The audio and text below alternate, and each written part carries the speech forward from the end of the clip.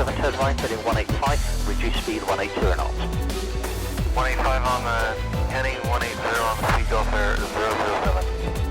Speedbird 124, reduce speed 160 knots to 40 ME. Reduce 160 to 4, speed 124.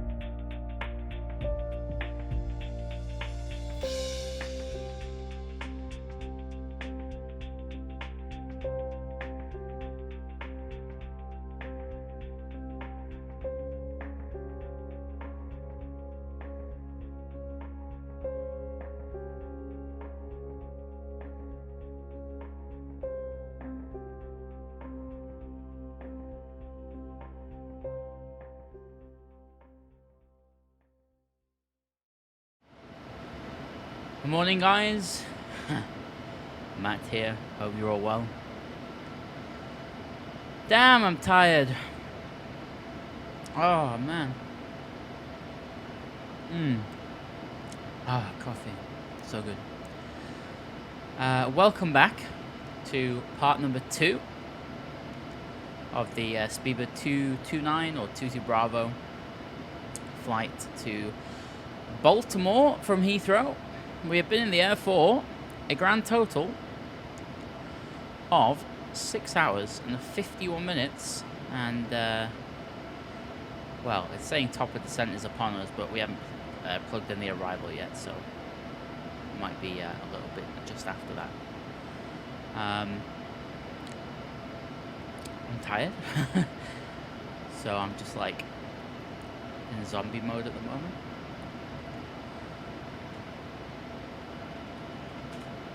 Grabbing the weather for Baltimore.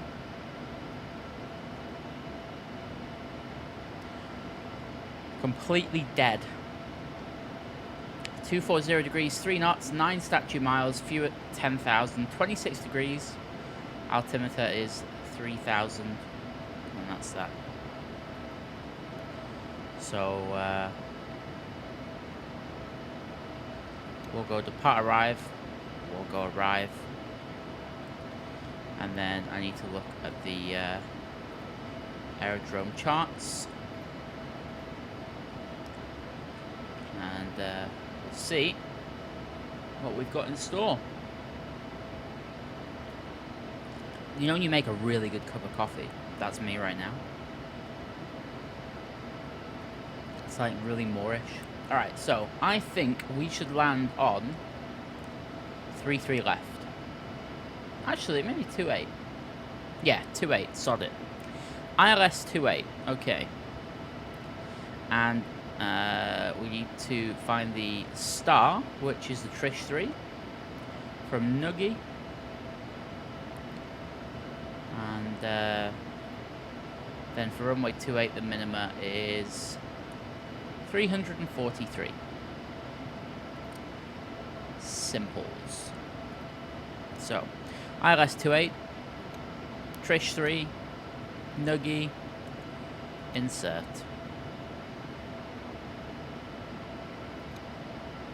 Now,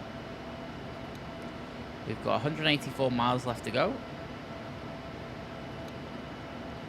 On the Trish 3, there is fins, or actually, depends which runway you're going for. Landing 28, you want to turn after Trish to a place called Woody, and eventually you end up at a place called Grams. And you want to be 4,000 feet over Ashore which is already in. And then from grams, you can go onto the ILS, like so. So, we're a little bit high. That's fine. I wouldn't worry about it too much. We will start to descend. And just because we're off the path, I'm going to use VS for now. I'll take it down to 18k. Go down at 3,000 feet a minute just to catch it up. Seatbelt signs on. Excuse me. And we'll power this thing up. And we will do the landing stuff. So, copy FMC data. Baltimore runway 28, it's dry. The surface wind is 240 at 4. Temperature, did I say it was 24? Temperature 26 actually. And the altimeter is 3000. So that's 1016.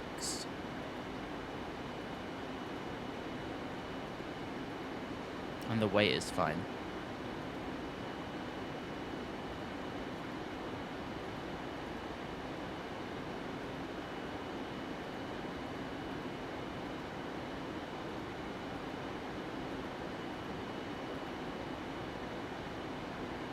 And so, we have to put the landing weight in, which is already in. Oh yeah. So anti-ice off, reverse config, that in, spoilers auto, brakes 1. Perfect. Send the output to the FMC. There you go. And then if we go over to the FMC, we'll have the uplink for the landing speeds 147, accept. And that's us sorted out now. So we can power that down and auto brake 1. I'm going to change the units across to HPA. Sorry, to inches of mercury even, not HPA, wrong country. And we'll change it to 3000, although it doesn't let me. So it lets me go 3001, but not 3000. You can see it there. It's pretty interesting. I don't know what time it is locally. Is that Philadelphia?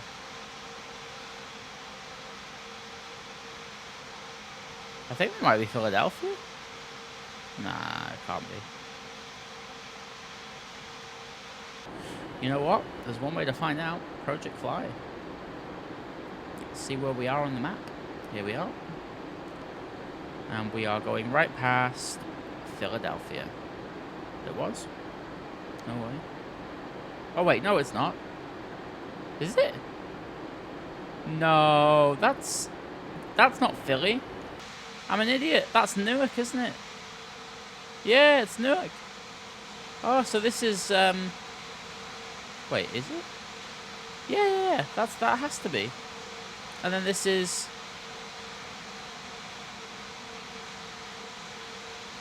actually I'm going crazy. I have no idea where this is. That does look like Newark. But then where's Manhattan? Is that Manhattan? Well, no, because then there's this landmass here, so... Oh, I'm lost. Whatever. I don't care. I'm sure someone will tell me. Right, so we shot straight through the VNAV profile while I was doing stuff, which is always fun. I'm going to reset the MCP to 4,000 feet. And it will, hopefully, decrease the rate of descent, get back on the path, and then descend normally. Looks good to me.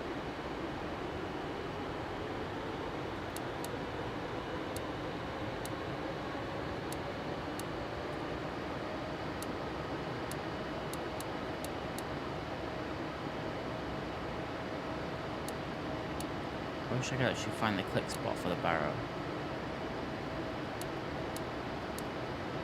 all I can seem to do is change it from radio to barrel. Oh, come on.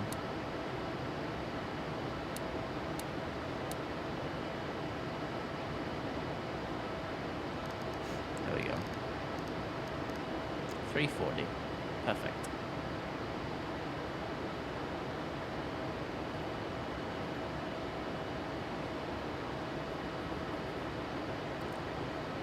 I just realised as well, look.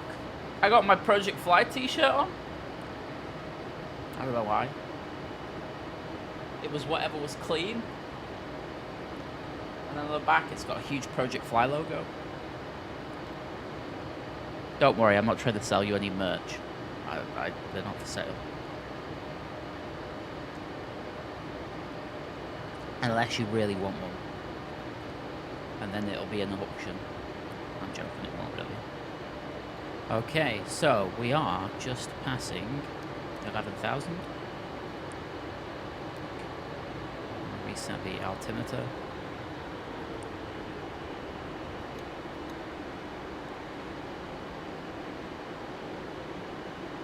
And reset the MCP to 3,000. Really nice morning here in Baltimore. Really nice morning.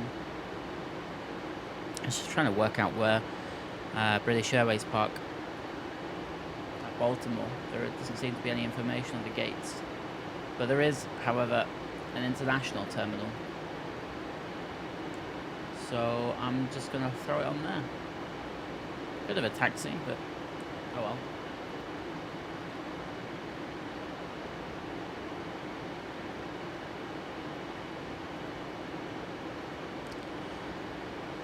Alright, so left and right landing light, runway turn-off lights can come on.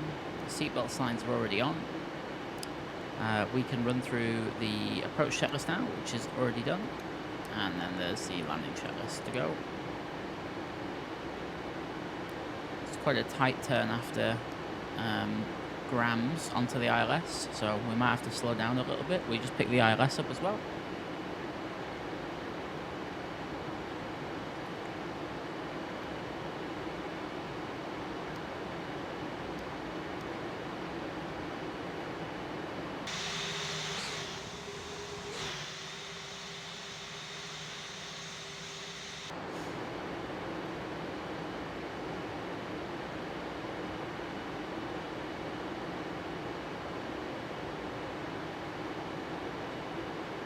Flight time in the plan was 7 hours 42 minutes, and we're on 7 hours 15 now. I think we're going to land about 20 minutes ahead of schedule, to be honest. It's pretty good. Alright, unfortunately, we need the lever of shame.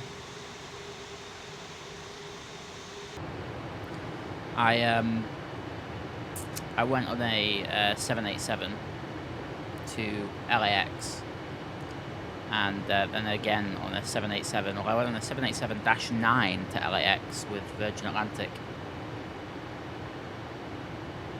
And then I went on an American 787 from Manchester to Chicago. And I noticed when we were landing into LAX, like the speed brake was out pretty much all the way from top of descent. And then I was talking to the pilots in Chicago, and I mentioned about the speed brakes being used a lot for the landing into LAX, but it really wasn't used at all for the landing into Chicago. And apparently the 787-9 is really, really slippy. Like, it's very hard to slow down and descend. Whereas the Dash 8, I think it's that way around, whereas the Dash 8 is like really, really easy. But what was interesting to me is that the 787, when it's fully configured, has a nose down attitude. Well, not below the horizon, but it's definitely lower than what you see on conventional jets when they're, fully configured. It's a different type of flying. It's very, very strange. It's nice, don't get me wrong, it's nice, really comfortable. When we were going through turbulence on the 787, you can't feel any bounces, but you can see the wing flapping around. And I assume it's just like the way that the wing is designed is just absorbing all of the turbulence, so you don't feel anything. But it is really, really nice, really comfortable.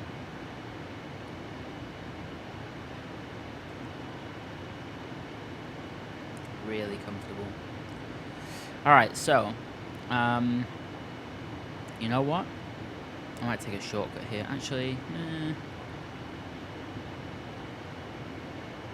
I suppose I could give it a bit of time to slow down. So just going through the localizer now. Oh, sorry, through the VNAV path. So I'm going to go into VS, just kill it. And then I'll fly min clean, which is 228. And then I can put the speed brake in. Don't need that now.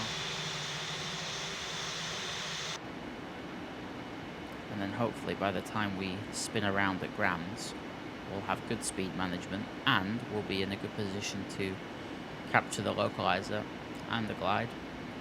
Dim the cabin.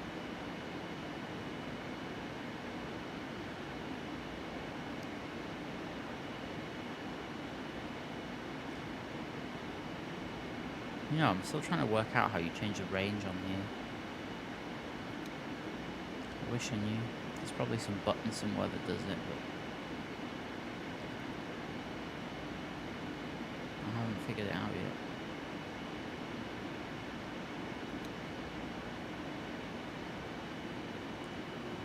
We don't have a DME, which is always fun. The ILS frequency is 109.7,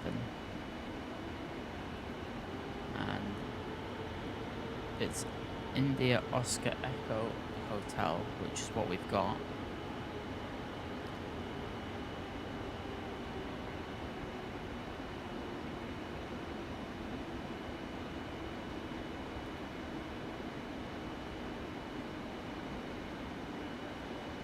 Hertz, according to the chart, gives you 12 miles, 2 miles to run. The localizer on now. Actually, what I'll do is I'll spin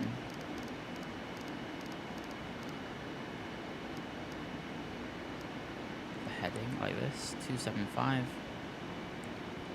and we can establish on that heading. I'm going to go flap 5.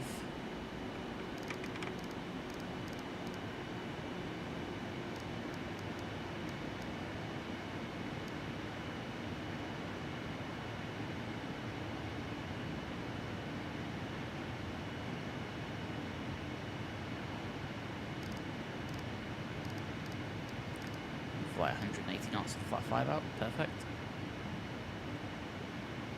And there's the localizer now.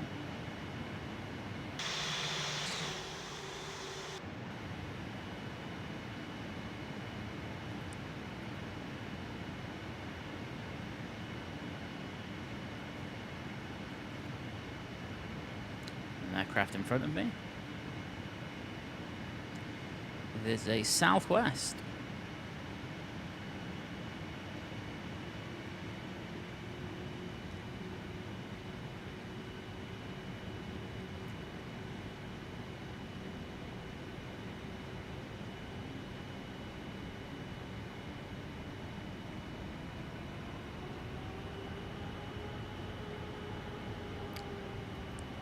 Approach button. Sync the heading, it's already done. Beautiful.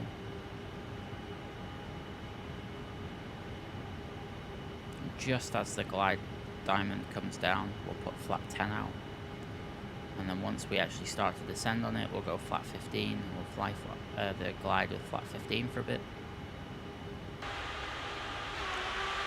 Just like you would do in a 777. Got a bridge over there.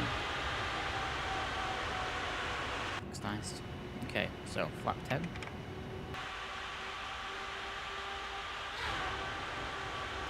flat 15.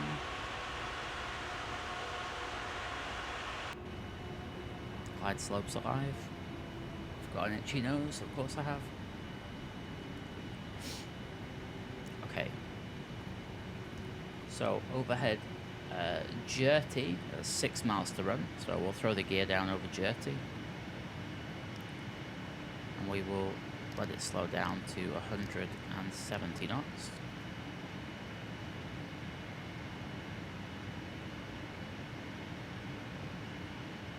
Alright, gear coming down. 2500.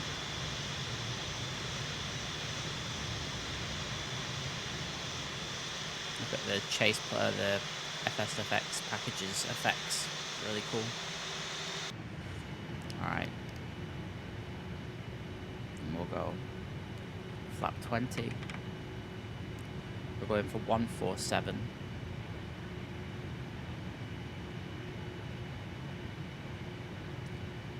And then we're going to go full flap. Speed brake armed. I like how this does this. I don't know what the I don't know why it does this. Maybe it's like wing stability at low speeds or something, but it's pretty cool. Landing lights are already on. Now the nose gear light can come on. It's a bit misty. So landing checklist complete. Land 3. 3 is enunciated. Actually, it's not enunciated, but still. Now it is. There we go.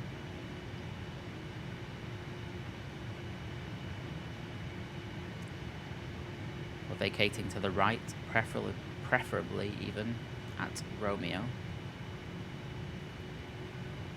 The missed approach altitude is 2,500 feet.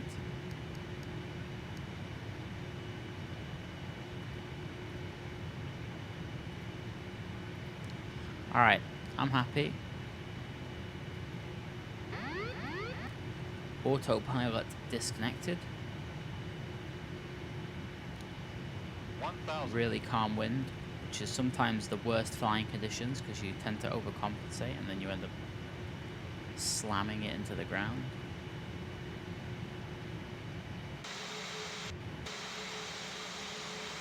But that was a huge arse engines. Impressive. The plane holding short. I really hope he continues to hold short. Do not spice me. Stay where you are. Oh, okay, there's a plane on the runway. Nice one. 500. I really need to get AI smooth. 400. I'm landing on him. I don't care. Approaching minimums. 300. Minimums. It's like that's him on a Saturday night. 200. 100. 50. 40. 30. 20. 10.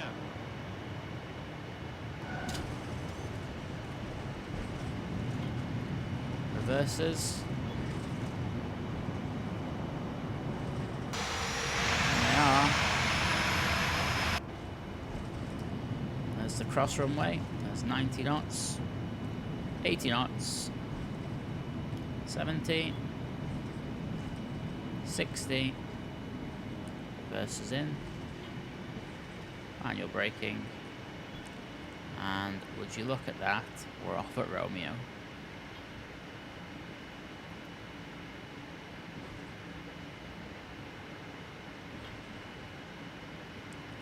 Alright, so from that it's a right turn. This elevation stuff at Baltimore, I don't know what's going on. Like, I don't have vector or anything like that, so that's not screwing it up. Maybe Baltimore has this level of elevation in real life. I don't really know. But from day one of buying it, there's always been a problem with it. Taxi light on, landing lights off. Auto brake off. So we're going to cross 15 right on Romeo, and then we have to taxi all the way around to the other side.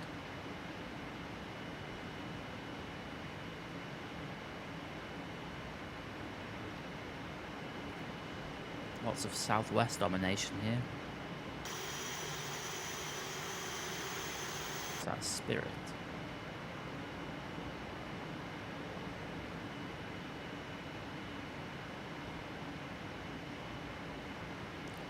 Oh, come on. The southwest is taxiing in the same bloody place. Oh no, he's turning right. Nice one.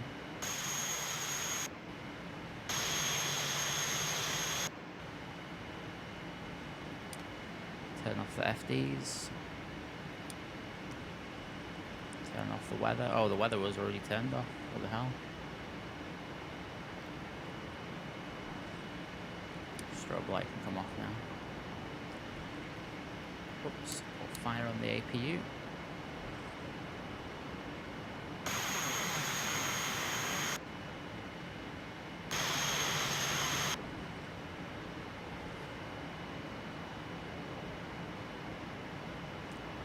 There goes the southwest.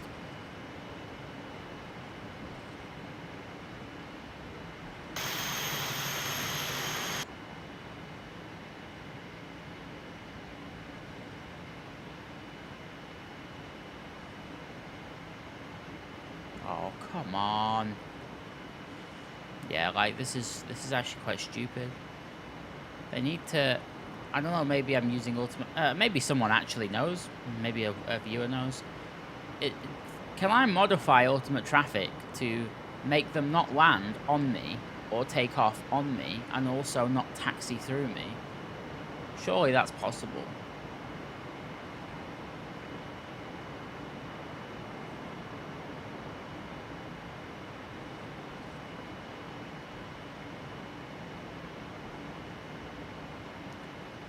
Because it ruins the immersion, and considering how expensive it is, it's not a cheap add-on. You would think they'd have some sort of facility to do that.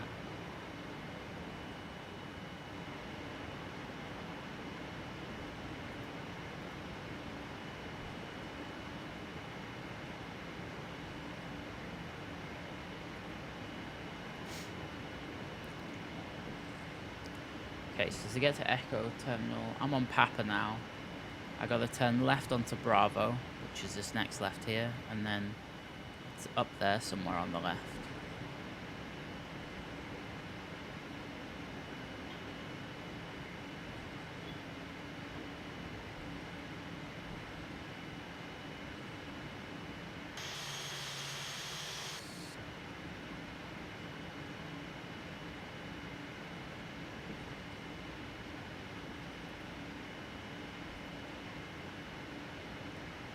I reckon we could go on Echo.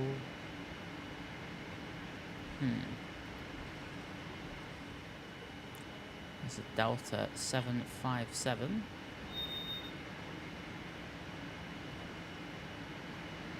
Turn the transponder off now. Wait, was that the transponder? Yeah.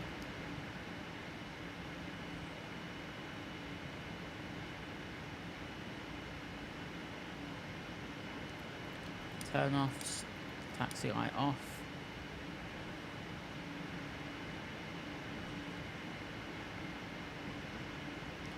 I reckon this one here will be fine.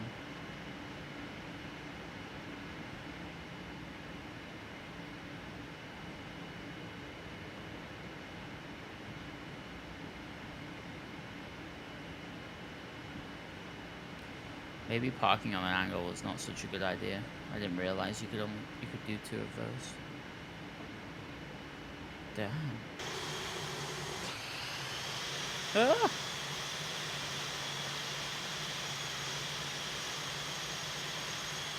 Oh wow. Did I screw up? I think I screwed up. Yep, I did. You technically can't park a 787 on this, like, diagonal. Oh well. My bad. It's also horrible to get an outside view because the terminal is so close. Change that.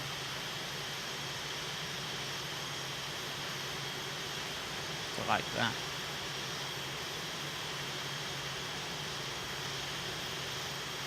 Alright. APU's running.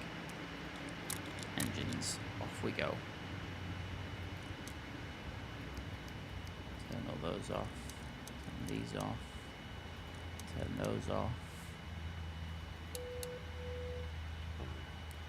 This parking is too small for your aircraft.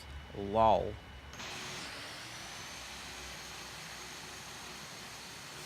Let's see if we can fix that. Like this, and then apply. Request deboarding. ATS. Oh, wait. Operate jetway. No. I just have the option.